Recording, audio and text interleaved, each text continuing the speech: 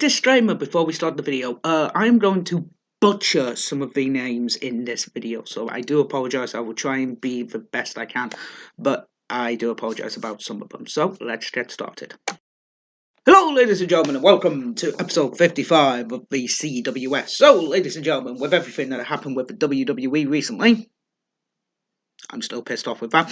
I decided for this classic episode of the CWS, I thought I would have a 2-for-1 special. Well, 2-for-1 special, ladies and gentlemen. My first ROH show and my first NJPW show. But what am I talking about? Well, ladies and gentlemen, since my last pay-per-view was WrestleMania 1 at Madison Square Garden, how fitting is it, ladies and gentlemen, that this pay-per-view is ironically at Madison Square Garden? Ladies and gentlemen, I'm of course talking about April 6th, 2019. We're in the beautiful New York, at Madison Square Garden, obviously. 16,534 fans witnessed an ROH and NJPW special, the G1 Supercard. That's right, I'm talking about the 13th annual Supercard of Honor event, with NJPW having a few matches in this show, ladies and gentlemen. So, very, very fun matches we have got coming up. But first, ladies and gentlemen, I want to have a quick talk about the pre-show and the dark match. So, the dark match was Jenny Rose and Ode Tai defeating Hana Kamuli, Stella Gray, and Sumi Saki. A very, very interesting match, I was told. I looked up this match from somebody who was actually at the show, and they said it was a very, very good match. So, I'm going to pause this, and we're going to watch the Honor Rumble. So, 30 men will enter for a chance at the World Heavyweight Championship of Ring of Honor. Let's do this. So, ladies and gentlemen, we just had the Honor Rumble. So, 15 NJPW stars, 14 Ring of Honor stars, and 1 very special guest. So, let's do this, ladies and gentlemen. So, we didn't know most of these superstars involved, but we did know of one, which is the Kenny King, who entered number 1 because he asked very nicely he basically demanded that he would be entered number 1. So, number 1 was Kenny King, obviously. Number 2 was Mimori Suzuki, very hard-hitting first few minutes. Number 3 was Cheeseburger. Number 4 was Beer City Bruiser. I'm only quickly going to go through the entrances. I cannot remember who was eliminated at what time, so I'm just going to go through the entrances pretty quickly. Number 5 was Shio. Number 6 was Shingo Takanashi. Takadi, I do apologize. Number 7 was Bushi. Number 8 was Yohi. Number 9 was Sashim Ali. Number 10 was Red Titus. Number 11 was LSG. Number 9 was Risuke Tanahashi. Number 13 was Will Ferreira. Number 14 was Chase Owens. Number 15 was Rocky Romeo. Number 16 was Brian Miles.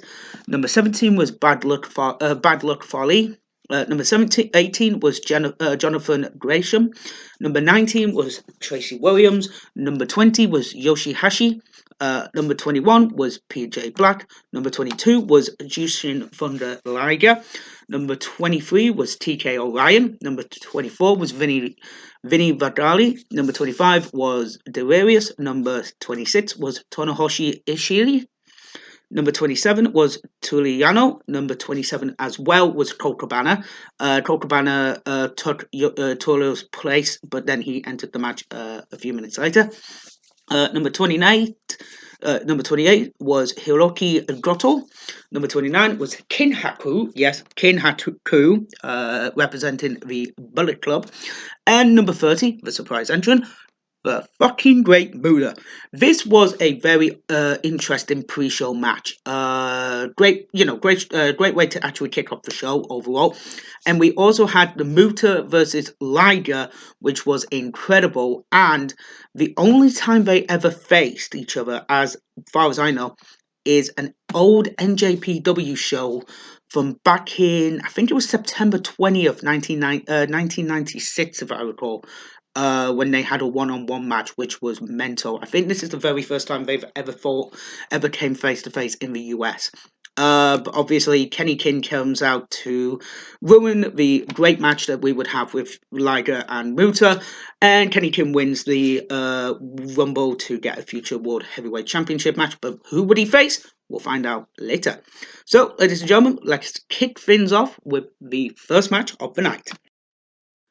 Holy buggerly! So we just watched Jeff Cobb versus Will Osprey for both the Never Openweight Championship and the Ring of Honor World Television title.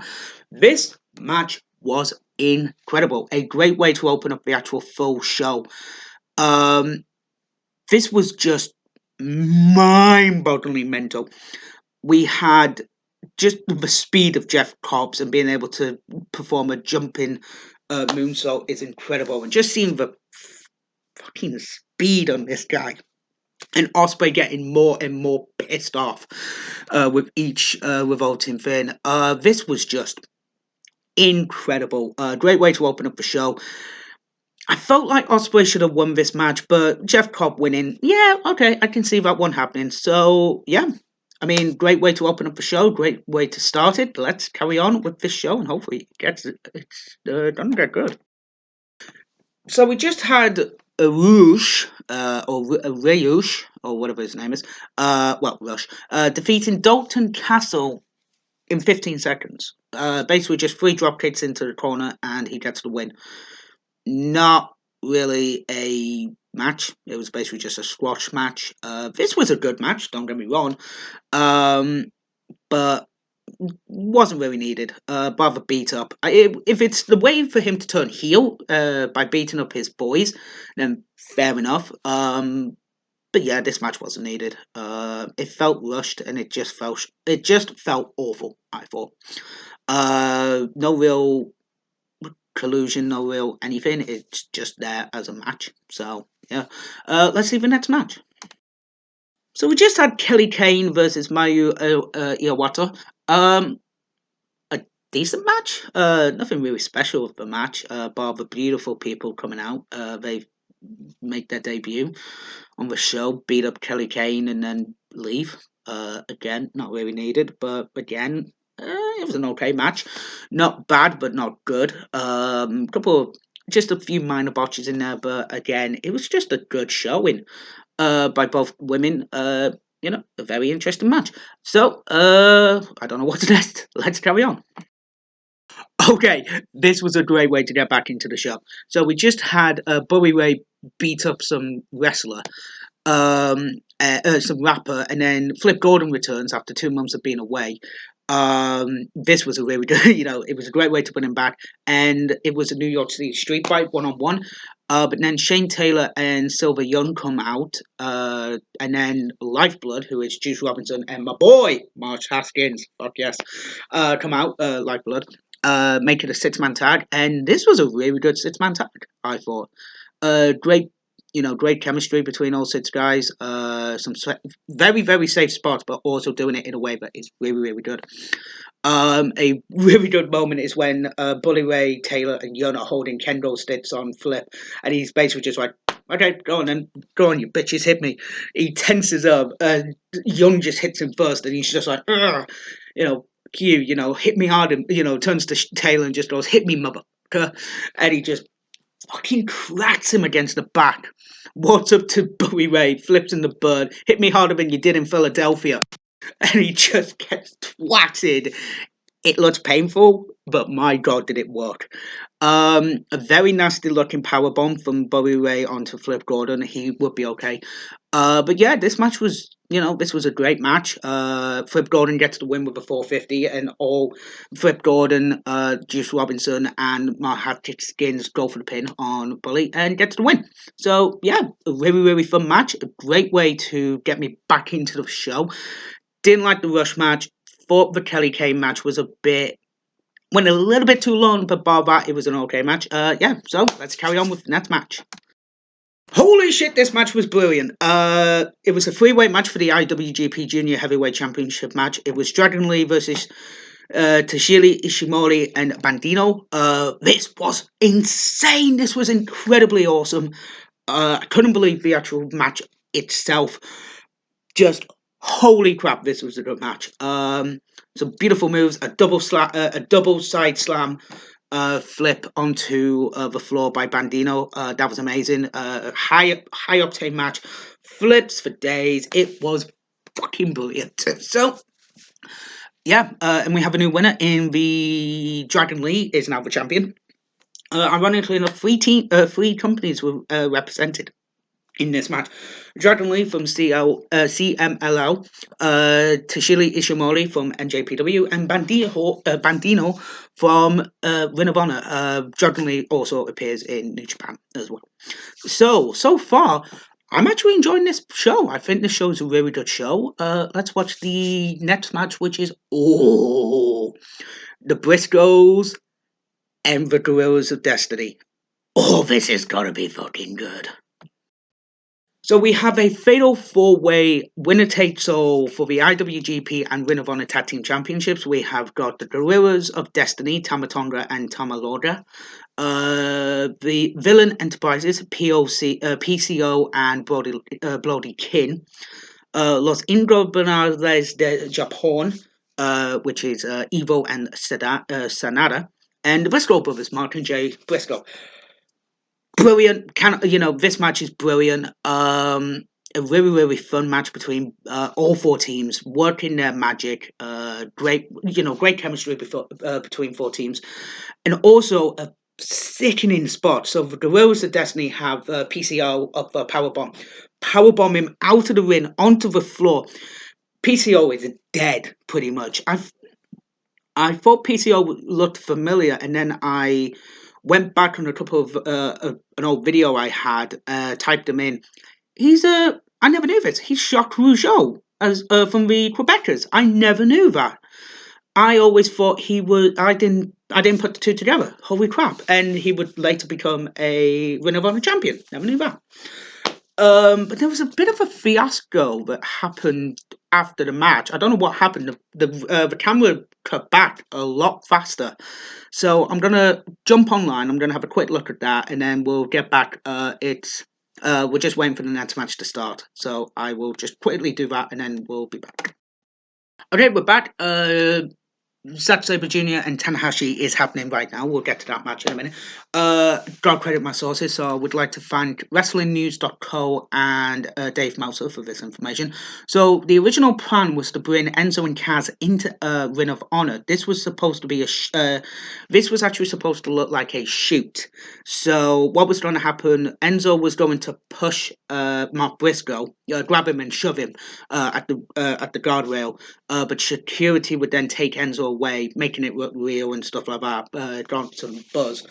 But things ended up getting out of control after they both jumped the guardrail, Enzo and Kaz, and started hitting a lot of, basically hitting some very stiff punches. This is real when Bully Ray comes out to basically start protecting people, because again, he thought this was a legit, invasion.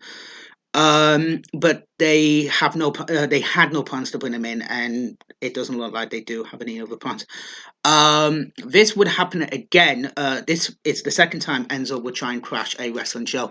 If we all recall, when Enzo tried to upstage everybody at Survivor Series in the Staples Center in Los Angeles back at Survivor Series during the Authors of Pain bar match. He was tackled quickly, and a security guard that knew him basically got him out the door. A woman was injured. A woman was injured, had to be taken back to have a look at, just to make sure everything's okay. She returned to her seat pretty quickly. Thank you to Dave Meltzer and PWI for that information as well. And here's an interesting fact I didn't know: Liv Morgan used to date Enzo. Wow, just Jesus Christ, Enzo, you cocky prick. But yeah, and she actually received a tweet. But Allison, I love you, I love Morgan. I think she's brilliant. So yep, let's get on with Zack Sabre Jr. with Taka Michinoku. I love Taka versus Hiroshi Tanahashi. What a technical masterpiece between Zack Sabre Jr. and Hiroshi Tanahashi. Really, really fun match between these two. Great technical and submission wrestling between both of them. This is for the Red Pro British Heavyweight Championship. Really fun, really awesome. Always enjoy seeing Zack Sabre Jr. Always enjoy it. This is my first time actually seeing a Tanahashi match, and I am fucking impressed by the guy. I think the guy is brilliant. And yeah, really fun match. Great technical wrestling, and so far my favourite match of the night. So let's carry on with the next match, and I have no idea what it is. Kota Ibushi versus Tetsuya Naito. A fun match for the IWGP Intercontinental Championship match. This is another good match between these two. They fought each other at the G1 special, I want to say. I think it's the G1 special. Another great match. Naito says he wants to be the first person to hold the Intercontinental and World title. And ironically enough, about a year later, near enough a year later, he actually would become both Intercontinental and World Heavyweight Champion of IWGP. That's actually kind of freaky, I would have to say, because that is so good. But yeah, a great match. Naito is charismatic and awesome. Ibushi is brilliant. This match needed to go another 5 minutes, I think, because it's just a great technical masterpiece. And always a good show, always fun. So next up, we are going to have the Ring of Honor World Title match, a three-way ladder match. So next up, guys, we had the three-way ladder match between Jay Lethal, the champion, versus Marty Scurll versus Matt Trevin. Matt Trevin is booed, like seriously booed. Very, very. He is not over. Everybody fucking hates him. Marty Scurll, everybody loves. Jay Lethal, everybody loves. This was a really fun ladder match, especially for what they did. Jay Lethal dropping an elbow onto Matt Trevin from about 20 feet high. That was mental. Marty Scurll's breaking breaking two of Trevin's fingers, one on each hand, to basically not be able to grab the belt. That was brilliant, I thought. But yeah, Trevin's winning. Bit weird. Everybody was not happy. There was a few fans that were happy for him, but a lot of people were not. He's now a 2-time champion, if I recall. Scurll has not won the belt, and Jay was the longest reigning champion combined days. But yeah, really good match. I always enjoy a good ladder match, and this one was a good ladder match. So we have the main event, ladies and gentlemen: Kazuchika Okada versus Jay White. Oh boy, I'm looking forward to this one. So let's watch this one. So we just had Kazuchika Okada versus Jay White, who is the champion going into this match for the IWGP Heavyweight title. This match was brilliant, I thought. A lot of technical psychology going into the match. Very, very interesting. The Rainmaker not being able to get the win on a couple of occasions. Jay White hitting the Switchblade a couple of times. Again, not getting the win. Told the story. I love wrestling when they tell stories and stuff like that. Okada now becomes a 5-time IWGP World Heavyweight Champion. I think that's the second most reigns of a champion, or it could be the most, I can't remember. But this was incredible. It was awesome, and it was such a great match. I genuinely enjoyed it. And yeah, this was absolutely brilliant. If I recall, going forward, Okada would lose to Naito on the Wrestle Kingdom 14. He would lose the belt to Naito and become like I can't remember how many title reigns. I can't remember. There's been probably I can't remember. I used to know how many. I used to know how many champions used to be. How many champions there used to be, but I can't remember. I do apologize about that, guys. But yeah, this match was absolutely brilliant. I loved it. So let's go on to the main event. Let's go on to my thoughts. Hey guys, do apologize about that. I just had a quick look at how many people have won the belt. 29 different people had held the IWGP World Heavyweight Championship. And the most reigns with the belt is Hiroshi Tanahashi with 8 title reigns. The next person after that is Tashumi Fujinami, WWE Hall of Famer, with 6. So, what do I think of the show? This is a really, really good show. NJPW shows are absolutely amazing. Those matches are really, really good. If you're into wrestling and you want to watch wrestling for the first time, definitely check out definitely check out this card and check out the NJPW matches because they're really, really fun. The ROH show matches are okay. They're not the best. I've got some receptions here. Critics of G1 Supercard mostly praise the NJPW matches and angles, whilst mostly criticizing the Ring of Honor matches and the angles. Larry Knosh of 411 Mania described G1 Supercard as a tale of two shows, with NJPW delivering banners and an NJPW experience, whilst ROH failed and opted to trot out the beautiful people, gave a cold Kenny King another title chance, went 2-1 with Bully Wayne, Curl's title win, and a wasted opportunity on the biggest platform possible.